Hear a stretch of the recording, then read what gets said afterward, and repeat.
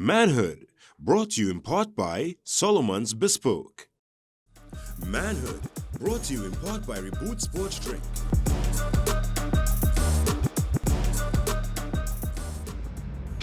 So welcome to another episode of Manhood. Today is a very important discussion. I know that's something I always say because all the discussions we generally have are important and of national interest.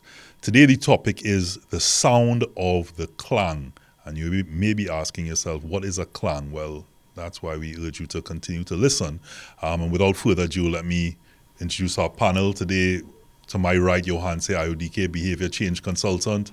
To his right, Om Lala, Attorney at Law, Honorary Consul to Slovenia, and so many other hats that he wears. And to his right, the Vibes God himself, Niall McNish. So, sound of the clang. We speak about that, and what it really means is the loss of freedom. So we're just going to dig straight into it. You know, I'd normally say my piece with regards to we're not speaking on behalf of all men. We are few men speaking to all men, and that this is a brotherhood. And this conversation here today, Sound of the Clang, really is about that brotherhood, about human rights, and about what happens when we lose that freedom. So let's just dig in straight into. I know what I mean by sound of the clang, but you know, let's. Well, let me ventilate. just ask a question first. Has any one of us here ever had their freedoms removed from them? Yes, as a child. I have plenty of things I wanted to do as a child, and my parents tell me I can't do it. So I start at base level, right? Understanding when I want to go out somewhere, I want to eat what I want to eat, and the authority that in that, let's say in home, they stop me from doing whatever I want. And then let's say when I go in other environments, in school, right, there are certain things you cannot do in school. You might get detention, you might get punishment, you might get banned, you might get grounded, right? You can't go out anywhere. So that's a early taste of not having your freedom. Yeah, I agree. Yeah, you're just a badly behaved child. Yeah, I really we all have suffered that. But I'm not free to do whatever I want. But it's an understanding at that point that as a child, you are a child, and you have to account to your parents and listen to them, you're under the care of the parent. And as they would say, if you're a big man, right, then go out and earn your own money. But as long as you're living under this roof, you have to abide by my rules. So it's like any other environment. You know, we're in this studio, you can't just do what you want, right? There are rules that have to apply to this studio, this space, this organization. And that's part of what makes us, you know, as a society, it makes us... No, really, you know, it's not that I can't do what I want. I could do whatever I want. There are consequences. So, but what we're talking a bit more, and that's a good way to start, because in your mind at that point, you can't do what you want, but you're not affected in a way that makes you depressed or... debatable or not. It is debatable. Okay, but let's get into really the sound of the clang, meaning jail. Right. And there's a difference in, you know, whether it be in school, whether it be your parents, whether it be at work, and they're saying, you know, you want to do this, but you can't in your job. You still have freedoms. You have a choice. There's a choice, if we're to use that word. When you know, as they say, make a jail, there's the only choice is how you determine to yourself that you're going to survive that. But there are other ways of your freedom being removed from you rather than making it. Because I was detained already. That's why I asked the question where, you know, all this time I had a naivety of, you know, the consequences never really touch you until, you know, a police officer come and you no longer have the choice to do anything. You are now, you know, under controlled, being controlled. That was the most terrifying thing to me. And a lot of people never experience that. So when you say the sound of the clang, right? To me, it was sound of the click, right? And it really touched a nerve, especially on this topic. Now, I found that I was detained unlawfully. Now, I am not. I don't, as a everyday man, I don't know a lot about the law, and which I should be. I feel like they should have some education process to teach at least younger children, because I was just out of secondary school. So I don't want to cut you there, but I'm gonna cut you only because part of the discussion here today is a lot of work that OM is doing as well, specifically with human rights and answering those questions so that you know your rights in situations like that. And the conversation would have started by, several conversations that myself and OM and Prakash and so on had, where there are two sets of things that happen. Two persons, for all intents and purposes, are affected. The one that is in jail and the person that's outside. You're both almost living in, it's almost like someone with cancer. The person with cancer is affected, but the family is also affected. And when you hear the clang, the gate actually, the door actually closes and it makes that noise, clang. And I know there's a theory or a law or something called clanging gate. And again, I thought I was original with the sound of the clang. But the clanging gate, how that resonates through your body, or reverberates rather through your body at that time when the reality comes that, wait, my freedom is now lost, not just to yourself but to the family members, that they can no longer get to you in a positive way, that is something that is beyond comprehension. And we want to hear firsthand some of those experiences and what that reality is like, because most of us have never even seen a jail cell.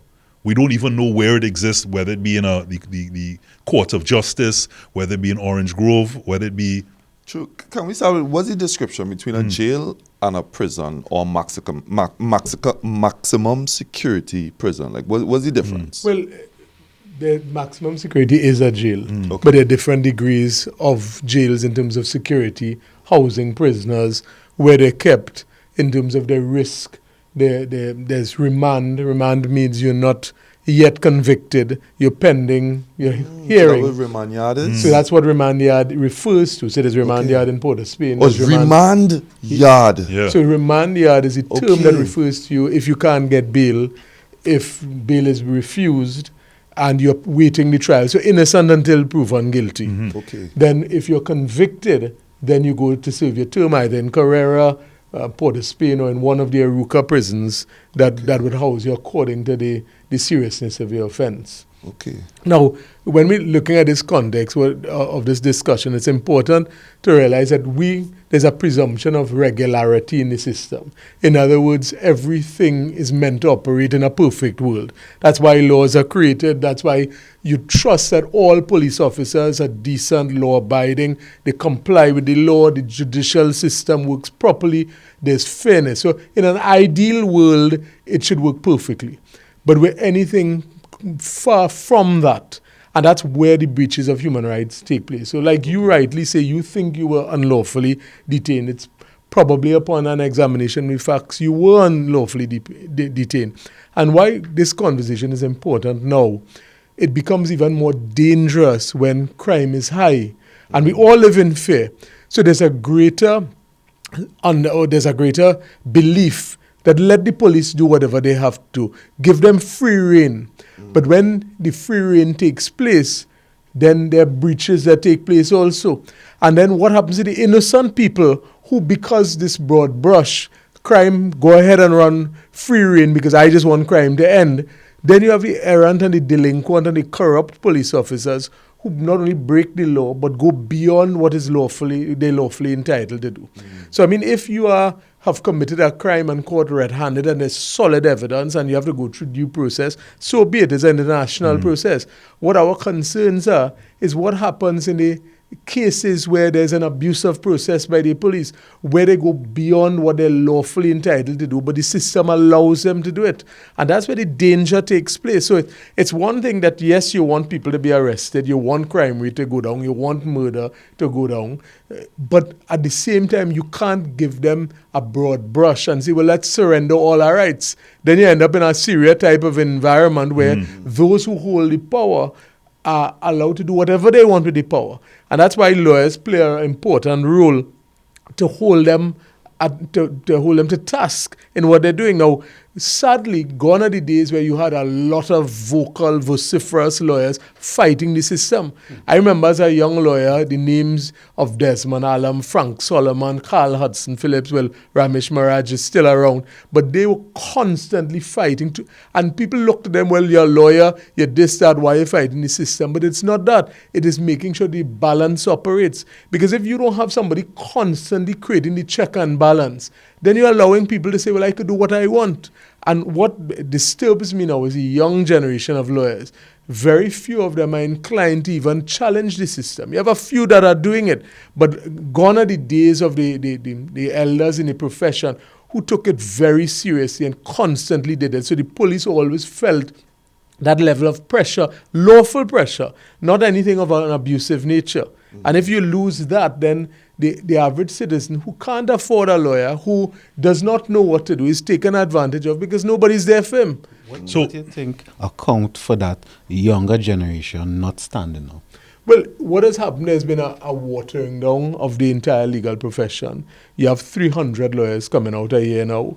You don't have the pupillage systems of back in the day where you had to go train, where you understood the value of doing pro bono work, doing free work, coming out as a young lawyer. That's all you did, free work, because you have no experience. But now that is no longer the norm. People don't even, young lawyers are not interested in that. And then also the system becomes very onerous and it can become almost vindictive against you. Why are you fighting the police? Why are you fighting the system? Why are you fighting the state? And then people want to move away from you because you become a rebel rouser all of a sudden. And people don't realize that it's not being a rebel rouser, it's making sure the system works. And with less and less lawyers who are prepared to stand up, then you have an undermining of the system taking place. And for us to sit down and hope that nothing happens, and it's only the bad guys get locked up, then we're living in fool's paradise. Because anything could happen to any one of us at any time, and then you ask yourself, well, who coming to protect me? Agreed. So one thing I know, Om, and we want to talk about it more in this segment too, you're taking front on that. You're being one of those persons to sort of reignite that passion and as one of the I would say, that a lot of lawyers up and coming, and even ones that exist there, that you mentor them or they look up to you, and in some of the human rights programs that you're involved in at the moment. What I want to come back to, just for a better understanding, because we want to really talk about the sound of the clan. Lawyers, as most people know, it's not who's innocent or who's guilty is what you could prove. Right? So a lot of times it's who have the better lawyer, who's done the research. But innocent or guilty, people end up behind bars. I want you to, based on your experiences, not just defending families, but being in this environment for plus 20, 30 years, paint a picture of what that looks like to anybody who's out there thinking to themselves, I could handle that. And most people can't handle that because psychologically, remember, we have a constitutional right to freedom of movement. So we are brought up knowing that we can go anywhere, do anything we want, subject to the rules. But the minute handcuffs goes on your hand and your hands are put behind your back and you realize you can't move, you can't go anywhere, they put you in a cell. And remember, most of the cells in police stations are the most horrible conditions you can imagine. 5, 6 people in a cell, sometimes a slop bucket, no bathroom. The stench is incredible. Elaborate was a slop bucket. Slop bucket in prison, for example, you'll have 10 men in a cell, no bathroom. So they'll have a paint bucket, a 5-gallon paint bucket with a cover, and you want to use the bathroom, that's what you use. And once for the day, you clean it. So the sanitary conditions are horrible. Now, the fact that I am innocent till proven guilty, should I be put in that condition and psychologically tortured? The answer is no, but many cases have been brought before the courts. Even the time factor it takes matters to be dealt with. And they all fail because the system is unable to keep up with the measures they need to put in place to allow you to be given proper conditions. Prakash did a case recently in the High Court. 24 years later, the trial is commenced and continues. Finishes, the men win. Now, 24 years, your life is on hold. Your family's property is tied up for bail. you are psychologically tortured, and it's considered as an acceptable practice. Nobody raises an eyebrow. So if you're innocent of whatever offense they charge you with, assault, whatever it is, you have to cater that's 5 to 10 years for a trial. The more serious a murder trial takes 15 years. What happens when you're innocent? So, yes, we think, well, if you're charged guilty, let the system condemn you, because we're all terrified by crime that the system is failing. But what happens to an innocent person, wrong place, wrong time, police induce them to do something, sign a statement, all of a sudden case closed, and you're sitting there for 20 years waiting, hoping your lawyer is good enough to get you out, and the system fails you completely. So I have done so many cases when I was more in the criminal arena of false confessions where the police will induce you, come, don't worry, sign this, they will write it off, you cooperate with us, you're going home. You signing away all your rights, you don't know better. And even though I had somebody recently come to see me, the police wanted a statement that in a matter, I gave them general advice, listen, be careful, make sure you have a lawyer. And people say, you want a lawyer because lawyers trying to promote themselves, but it's not that. We understand the principles of it, and we understand psychologically your brain goes into a different mode when your rights are taken away from you. So as good and bad and powerful as you think you are, they put you in a room and leave you for 10 hours to wait, sit down, no food, nothing, and you are handcuffed. And they come and say, you want to go home? Come, let's have a discussion, let's sign this. Well, in your brain, you're saying, I just want to go home. You're not thinking, well, I could be entrapped in a situation like that. Okay. And very often people sign things, they don't even know what they're signing, or they don't even agree to it, or they're misled into signing things that incriminate them. If I could interrupt, one, I could give 2 quick examples, and I know we had to go to a break. Quick example is why having a lawyer is not just to promote, but it's important, because I had carried my mom car to clean by a well-known car wash, right, with a lot of immigrants, right? And they broke the rearview mirror, and they indicated that, well, it breaks, so you had to take care of it. But I was like, I didn't break it. It came off, and they are saying, I want to speak to a manager. Nobody was taking me on. They were just basically telling me, well, hard luck for me now. Right. It's only when I pull up my phone and say, well, I'm going to call my lawyer.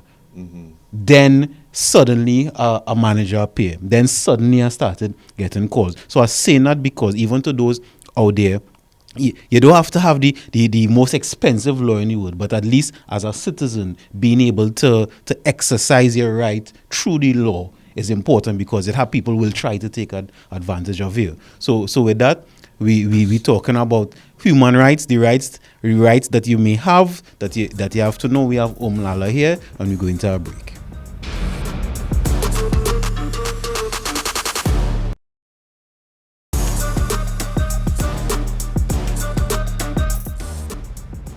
Welcome back to Manhood. I'm Lala, discussing the sound of the clang. Now, I have engaged in an exercise of going to communities. A lot of what I have found over the years, people don't know their basic rights in the country. And while you need a lawyer, it's important that we're taught in schools and we all know what our basic rights are. And so many people are taken advantage of because they don't know the simple rights, that I have the right to remain silent. I have the right to a lawyer, friend, or relative. I have the right to know what you're investigating, why you're arresting me. So these are fundamental principles, but these are brushed under the carpet. And it's only when a lawyer comes in, he's the one who is authorized to tell you those are your rights. And I think everybody should know what their basic lawful rights are. This is not a secret. So I have been going to communities. My friend Gavin Hero, who's a military specialist, has accompanied me. And more communities are calling us just a lecture in terms of teaching people what their basic rights are. How do you understand when you're confronted? When do you give a statement? When do you not give a statement? How you could implicate yourself? How do you get bail? How does the system work? Because we can't survive living in a bubble, hoping that nothing bad happens to us. And when it happens, we could get the right lawyer to get us out.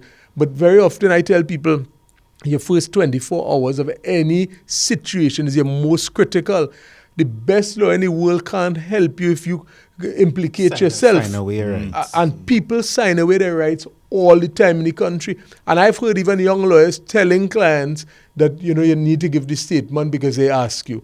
Now, I don't mean don't give a statement in the context of not cooperating with the police, but you have to understand the context of what is happening to you. Is something wrong here? Am I under investigation? The minute the police say you can't leave, and they very often will tell you you're not under arrest, but can I leave? No, you're under arrest. Once you detain my freedom, there's arrest. So police will tell people, don't worry, you're not under arrest, but don't leave the room. There's arrest. Okay. And once you know you're under arrest, well, hold on, something wrong here, because now I am the subject. And if I'm the subject, I have to be careful what I'm saying. Because very often you might say something innocently, thinking it's the truth, and it may be the truth, but the English language is a funny thing. And we come back to like lawful firearm cases. I've done so many cases where people are involved in situations of self-defense. They give an account under a fearful, sort of traumatized environment, and the way they worded it makes them the subject of being charged. And then 10 years later, they're still waiting for a trial. But the fact is, in principle, they're innocent, but the way they explained it. And you have to understand, once police arrest you or you're in that traumatic situation, unless you're you're very tough mentally, that trauma that runs you, the first things I want to get out of here. Correct. I want to see what best I could do to release my... So you're going to think in your brain, well, okay, this man been real nice to me. And they always play good cop, bad cop. Somebody will come and rough you up. Somebody will come and say, don't worry, it's all right. And all that is operating in your head, how I getting out of here.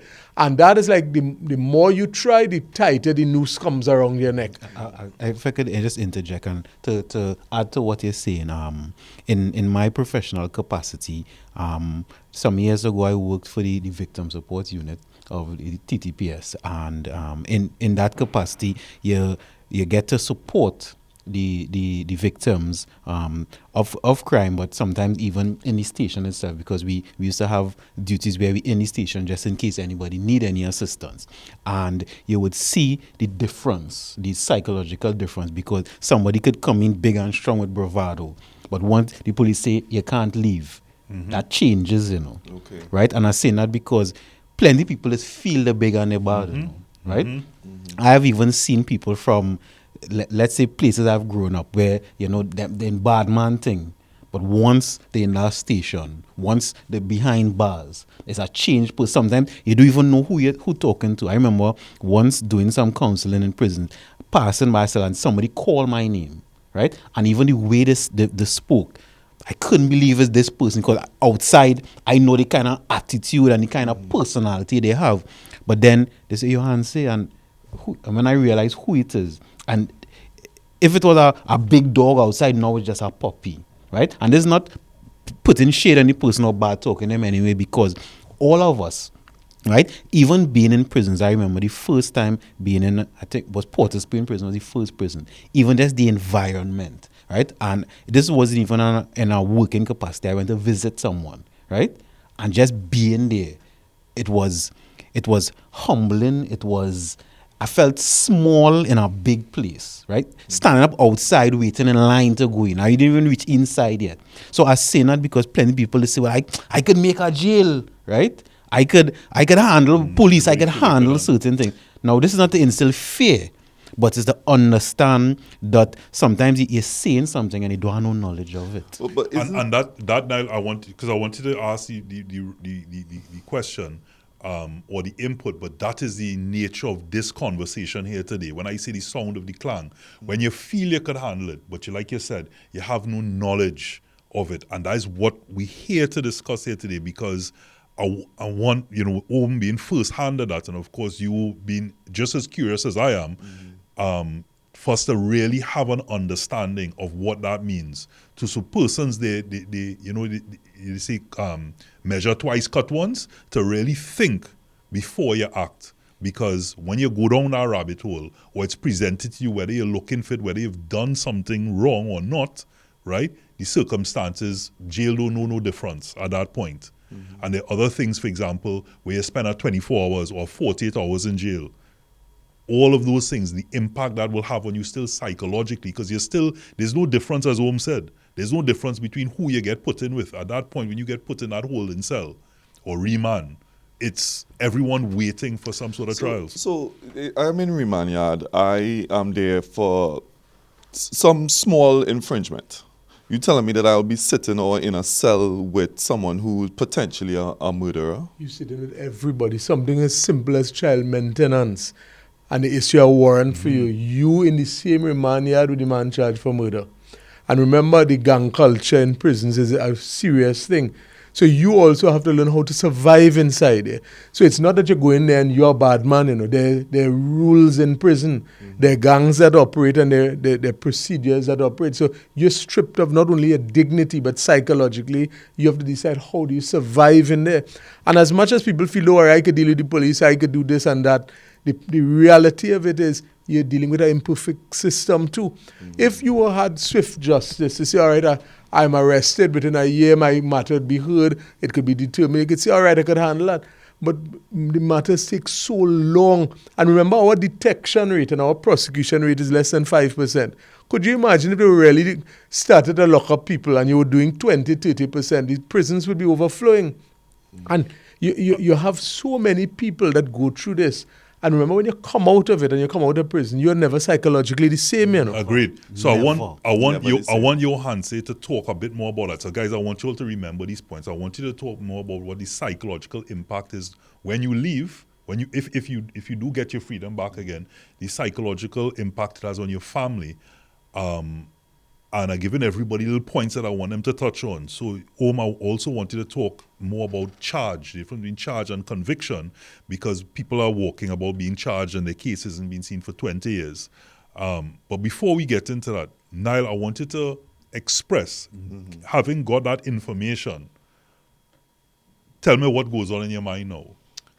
Well, it's a lot, actually. Well, one, what I would question is, isn't the point of prison to crush you mentally? Like, isn't that the whole point of, removing certain individuals from society to basically squeeze them mentally? I'm trying to find the best ways because my mind is a punishment. That's what I wanted right? to ventilate that, and I want to explore because right now your mind is blown in many ways. For sure. Right? Because of this information, which is what we're trying to communicate to everyone out there, based on first-hand information from Om. But and now you experiencing it.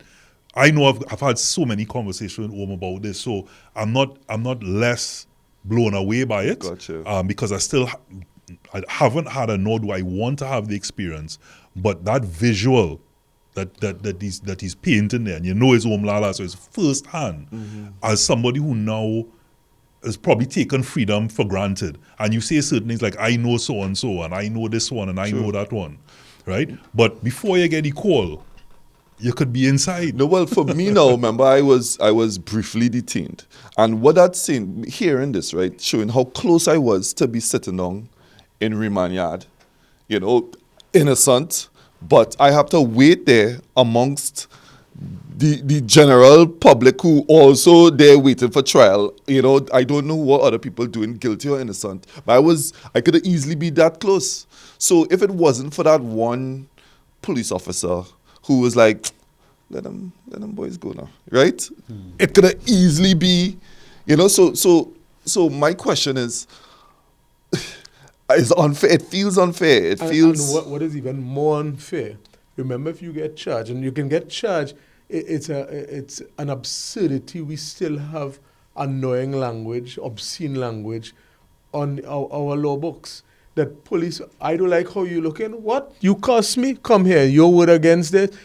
Since I in practice charging people for resisting arrest, obscene language, annoying language. And is your word against their word? Annoying Annoying. language. Yeah. That's on the law books? That's it. So answering back and things like that, annoying language. No, but then who is there to judge it? Yeah. So you're in a situation, all of a sudden, handcuff, you're in a cell there because they say you cuss. So nobody ever legislated change this? Well, annoying language. You have to ask the parliamentarians who sit there how they perpetuate these things. So the simplest man, if police want to give him a charge, So you cost me, right, your word against. 3 years later, you go into court every time. And bear in mind, remember the hardest part about it, if you don't come from money, you don't have access. Remember how you get bail. So only now they're creating cash sureties that you could put money. But remember, you get charged for whatever it is, resisting arrest, this, that. The magistrate says 20,000 bail or something like that. Unless they're putting it surety for you to be the surety. But there's a bail condition. Most people can't raise it. And then they don't have family who have a deed. Bail is so archaic. Because bail should be. This is important. I want to. We're going to go to a break just after, but I want you to really go through. This is going to be an extended segment, so don't worry. A lot needs to be discussed here. But only recently, when I say recently, a couple of years back, when some friends of mine were charged wrongfully, you started to really understand bail, and again another. What is bail? Another situation where people think, oh, bail, I could just pay that. So, I want to go into it. Not so easy to get. And bail, in principle, is meant to be a guarantee that you would actually show up for your case. Gotcha. So the intention of bail is to make sure that you have a hearing, you will come, you will attend your hearings, and you'll have it determined. But very often, bail is used as a punishment, and the legislators like to use it as a deterrent. So again, most people who are in remand can't afford bail. Gotcha. In the US, you have something called bail bonds, which is far more sensible. And that's where you have these marshals that go out, bounty hunters. So their duty is to make sure you come to court. Okay. But you have a system that is against the average person who can't raise bail. So half the people in remand yet can't get bail. And it's not a simple case of just getting the cash. There are conditions. What's the conditions? Well, the conditions vary. So you have bail that you can have in your own surety, where you give a guarantee you will come in the most minor offenses. But when it gets more serious, they mean the security of a property, or they made a cash bond. So if you don't, this is your one. But let me just try to clarify certain things, right? So boom, property, right? I have my property or my mother property. They'll put that up, the deed up for bail. I'm able to go free up before my case. If I don't come to court, what happens? But even that deed is not as simple as you just have ownership of the property. Remember, when you get, if you're arrested and charged, you have to have not only your deed, but the last land and building tax, which is like 5 years ago when they collected it, was 6 years. You have to have water, light bill, ID. So very often have to fall on the deed. So imagine. So I can't be squatting at all. Well, squatting is out the door. Gotcha. But imagine you get locked up on a Friday. They say bail. You go to the registrar and they say, but you don't have all these things. Who keeps all those documents standby waiting for bail? Correct. And the point is, it becomes a lien on the property. So remember how bail works is if you don't show up, they'll forfeit either your property for the value or the cash. Yeah. So there'll be a notice of show cause. 10%? Well, the point is people pay 10% and it's illegal. So imagine you have a system which operates very well, where people pay bailers, professional bailers, to get bail because that's the only way they can do it. But it is an illegal system. Really? So you force people in a situation where they have to go and pay people, and that's where you've seen a lot of fraud cases with deeds being used 5-6 times for bail. But you give people no option. How many people have access to a deed that they could just say, and their parents or their friend or relative will say, no problem, I like you so much, I'm willing to surrender my deed. The world that you show up to court. But the world has moved on so much in terms of how you deal with these, and we're still living in the dark ages. So the apprehension is real. I could imagine to everyone listening and viewing out there, the questions you may have yourself and the alarm in thought and the unease in thought at this moment. So as I said, we're going to extend this particular segment because this information is vital. It's vital. And all coming down to the sound of the clang, innocent or guilty. So we take a short break.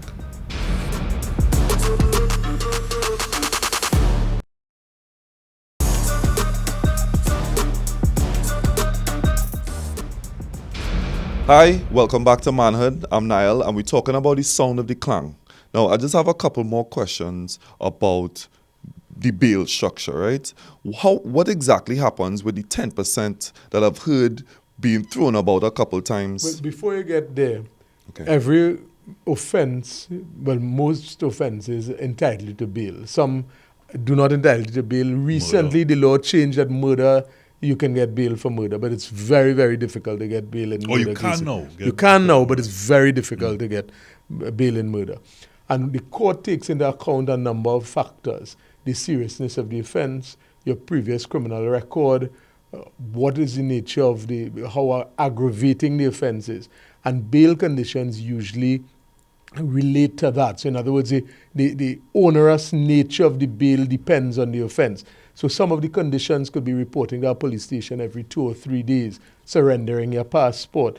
Those are restrictions imposed on you. And then the court can determine a quantum of bail. So they may say, look, bail with a surety, which means you have to have a guaranteed bail, where the deed comes in, that may amount to $150,000, $100,000. So that becomes almost a lien or a hold, or call it a mortgage on the property. Okay. But the court may very well also say, in the alternative, a cash bond can be paid, which would be a much lower sum, could be $20,000, $25,000. And that is dealt with the registrar of the court. So that's how it works. Now, the common culture is there are bailers that exist out there. Right. And a bailer will normally tell you, pay 10% of the value of the bail, and we will organize the Let me just separate. So a bailer now, I'm assuming, is that they're going to take on the responsibility Correct. of paying So they have the court your fee. So they would, and you now owing them essentially. so they would surrender their deed. Okay, to the they court. put it up there. And like I say, that is not a 10%. legal recognized process. It It's not. exists. No. So this is not something that is sanctioned. It's If the like court, car believe that, if the you know. court hears that you're doing that, the court will frown on it, because the court wants to know who is the bailer, what's your relation, who is this person, because they want But to know. frown on there's it. Frown on it doesn't mean. Well, they can also not accept it. Okay. But you see, this is where the fast takes place. How many people have access to deeds? Why not regularize a system? If bail is really meant to allow your attendance, put a robust system in where you pay 10% to a bail bondsman who has the responsibility, who's accountable to the court, who is somebody that's certified by the system. So there's full accountability. So this day and age, imagine you're innocent for cussing the police or doing something of that nature, or resisting arrest, and you can't get bail and your matter running for 2-3 years. How fair that could be? You lose your job, your family doesn't know what to do. Complete disruption. So I want to, because we could go on and on about bail, and it's fascinating and not in a negative sense. But again, information or knowledge is power, and now you know. And so now, just to put it in context, you don't have a deed for your house. Something happens and you don't have the cash, and you decide to go to get someone else's deed. It's illegal. Basically. Well, a professional bailer, so you could go to a friend or relative or Right. somebody you know. But there are people who do this as a profession. I there's know no, it have a whole strip of for course, them. of course. Correct. But But what I want- nobody is charged, but it's in principle illegal because the system is broken. So that is the only way you could go. Otherwise, people would never get bail. Right. And that should be regularized. So it's necessary. That's why it's a it's necessary frowned upon. evil, but the courts will know it's not legal. frown. But you have no choice because how else people access That's bail? wild to think about. And in this day and age, we're So still talking about this. What I want to talk, because you mentioned it there in passing, we speak about the word charge. There are a lot of persons out there in the ether and in the environment walking around and have certain levels of freedom. They might not be in jail, but they have that charge looming on them. Right now, we talked about the system, the judicial system, and it could take years to have your case called, etc., and the impact it has on you in just being charged. How else, in terms of the person that's walking around, how else does that impact you? Is it you can't travel? Is it like, what are the implications of somebody walking around charged? Anybody who is charged, it has a terrible psychological impact on them. Now, fortunately, now a lot of people are getting accustomed to virtual, so it's a lot easier. But when you go in court and there are 50, 60 people in a magistrate's court, you have to wait 3 hours for your matter to be called, and you're sitting with all sorts of people charged with different things. it has that psychological impact on you. It's also humiliating. Your name getting called outside. You come before the court. But what you don't realize, something simple like cussing the police, which is the most basic thing, or annoying language or resisting arrest. You found guilty for that, you might get a fine. But your criminal record stays like a birthmark for the rest of your life. So anything you're applying for, job, anything will come up that you have a criminal record. If convicted. If convicted. Yeah. Even if you plead guilty and pay a fine. No, but if you could be charged, but then when you get your day in court, you exonerated. But remember, sometimes people, I've done so many cases in the past where the police say, listen, boss, just go and plead guilty now. The magistrate will fix you up, don't worry. Because the police, remember, they're doing a job. The quicker they get rid of you, the better. And people innocently will say, you know what, I plead guilty. 5 years down the road, they're looking for a job. Look, you have a criminal record here. You can't get a U.S. visa with a criminal record. With the simplest offense, they will... Even your record expunged after 5 years? No, for life. Right. The only way to get your record expunged is to apply to the president. So, simple matters... You can have that as a stain for the rest of your life. And very often people will advise you, look, just plead guilty, don't worry. But you don't know what is operating in the magistrate's mind. And every magistrate, although there are rules they operate by, they all are different in terms of their sentencing practice. So they may just say, well, look, pay $1,000 fine. Okay, I could pay it and get out of it. I know it's innocent, but I don't want to spend the next 5 years.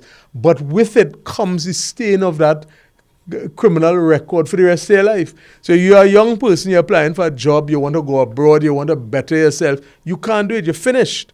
So long ago, a lot of people got, when marijuana was illegal, to have a joint, your record finished because of that. So the point is, when you're innocent in an environment that is not a properly administered system. So I might be innocent for whatever infraction I come with. But after 5, 6, 7 years of waiting, paying lawyer every 3 months to go to court, my family did. I just want to get out of this. And out of sheer frustration, sometimes people just buckle under the pressure. It's so much you could take and no more. So and that's where it comes back to the point I made earlier. You run on the presumption of regularity. It's a perfect system. But it's not a perfect system. And what I always am concerned about is the people who are innocent, who are wrongly taken advantage of, whose rights are infringed, and who end up paying a price for something they never did because of an imperfect system. So, really thankful for, of course, the work that you do in home. In taking, it is you've established yourself, and now it's your give back to the community, and credit must be given to you. And of course, even being here today, sharing that information. Sure. If you had 5 points, if somebody was to hold up their hand and you had 5 points that they would give, because like ourselves here and persons outside, hearing this information is going to have people very nervous and uncomfortable. Crime is one thing, but to realize that you could be part and parcel of that same that same environment, and the same, even innocent, and among the same people that you now fear, what are 5 things that you would tell to that person to maybe alleviate their fears or just to be prepared for? One of which is probably organize or have some sort of bail plan. Well, first of all, you need to know what your rights are. You need to know you have a right of silence if you're being accused of something. That's a constitutional right. Nobody could tell you or force you have to speak. Know that anything you say will be used against you. Anything you put in writing will be used against you.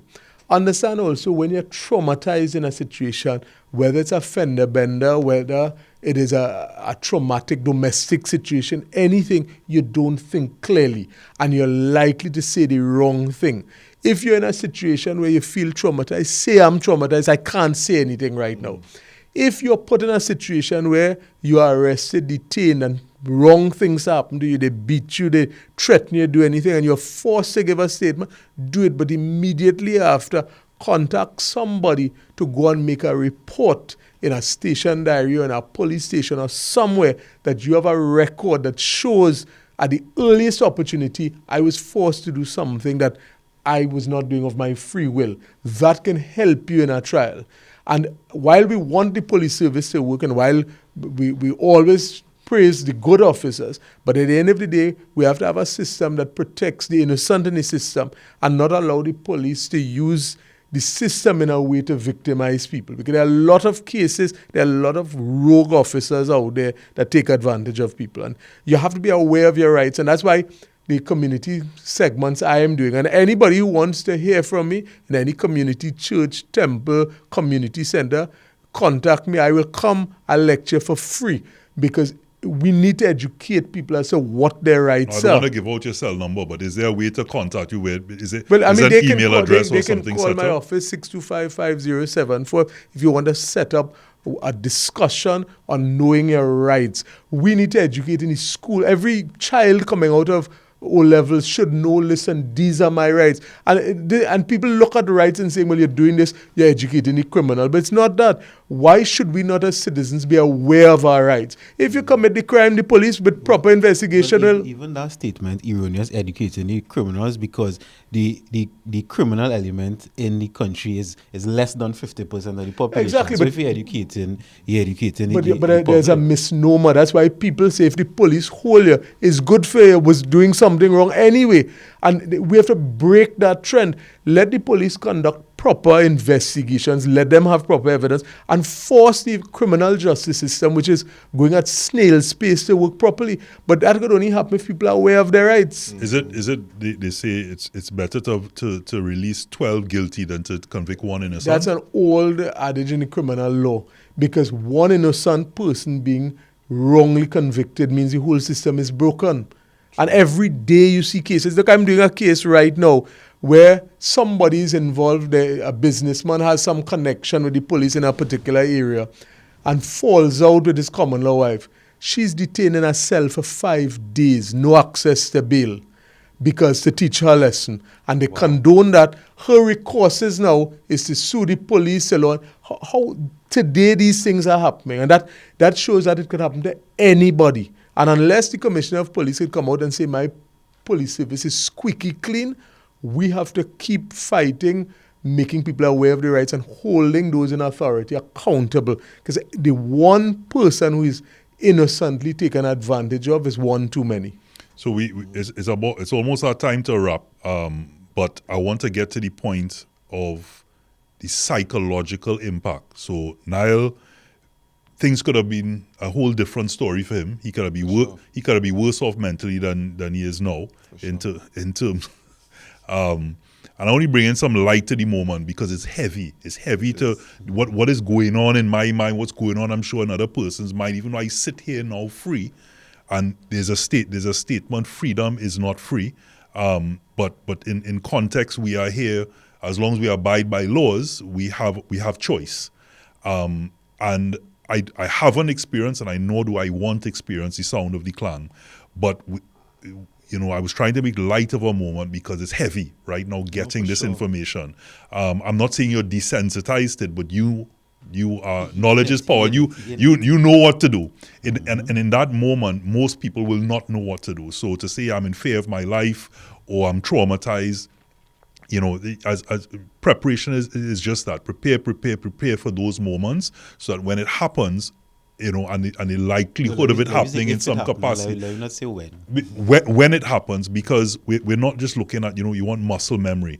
And so now, based on this conversation here, guys, today, it's not just that we are concerned about crime, right? Crime and criminality in terms of something happening to us, like being robbed or raped or all the other things, as innocence outside of that, based on the persons that we turn to. To control that environment, we could be subject to such an environment. It can't. There is a possibility it can't happen, and we're trying to put things in place to prepare us for an unlikely moment. But psychologically, to someone who has endured that, what does that look like? Well, one, I have not endured it myself, so I come in from a strictly professional and even personally, because I've had personal experiences with people who've been detained, incarcerated, and even convicted, right? It strips you of who you are. It strips you of almost everything of your identity, because sometimes even your name, right? People don't call you by your name when you're in prison. You become something else.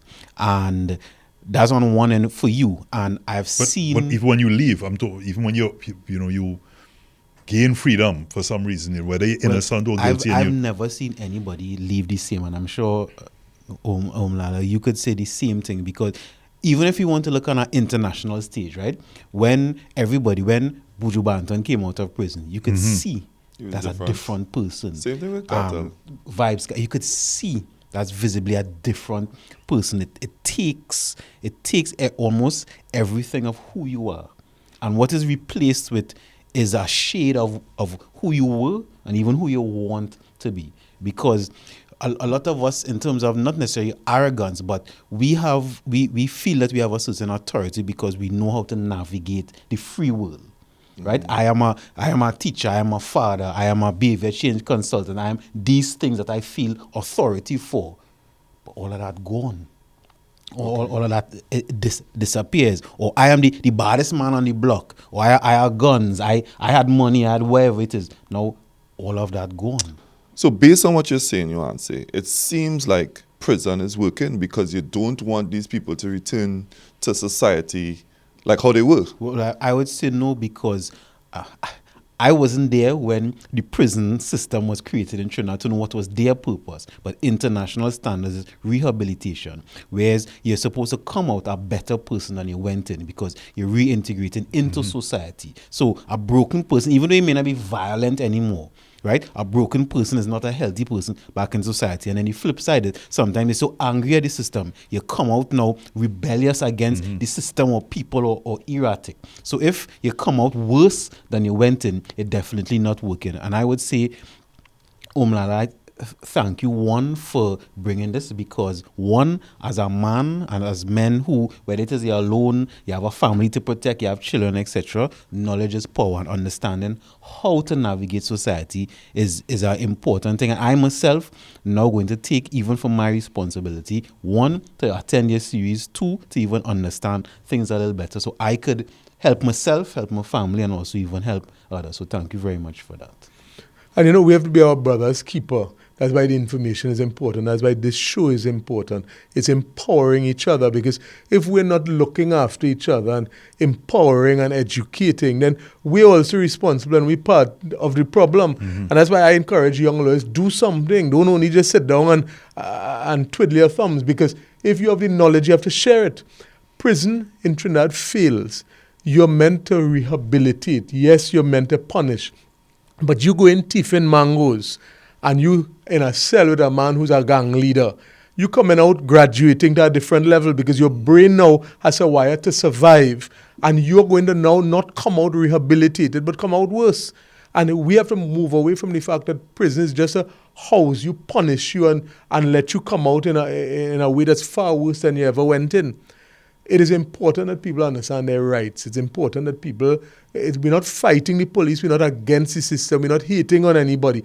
But in order for the system to work, people have to robustly defend and know their rights so that the system could work the way it was meant to work. It does not work the way it's meant to work. Too many innocent people are taken advantage of. If 90% of this country is law-abiding and 90% of people know their rights and can hold the system accountable, the system has no choice but to work properly. But if we all live in fear and we're always in our back foot because we're afraid of anybody in uniform or authority, it will never work, and then we're going to get to a situation where crime, as it already is a runaway horse, will make all of us subservient to a broken system. That's a clip right there. For me, my closing thoughts, I'll keep it short. In whatever you do, get a lawyer first. Whether it's opening a business, anything that you want to accomplish in life, get somebody who understands the law better than yourself, and they will walk you through the process. Mine's going to be even shorter than that. Bad things happen when good people do nothing. So do something about it. And being right is, we stand a lot of times and say, I want to be right. I'm right. And yes, you may be right, but in a lot of cases, as we've discussed here today, you may win the battle, but you'd lose the war. So figure that out again. As you said, Yohanse, knowledge is indeed power. We have the knowledge here today. So with that being said, Yohanse, Om, Niall, thanks once again. This has been a very impacting and powerful conversation. The sound of the clang, I pray that you never experience that, either behind or in front of.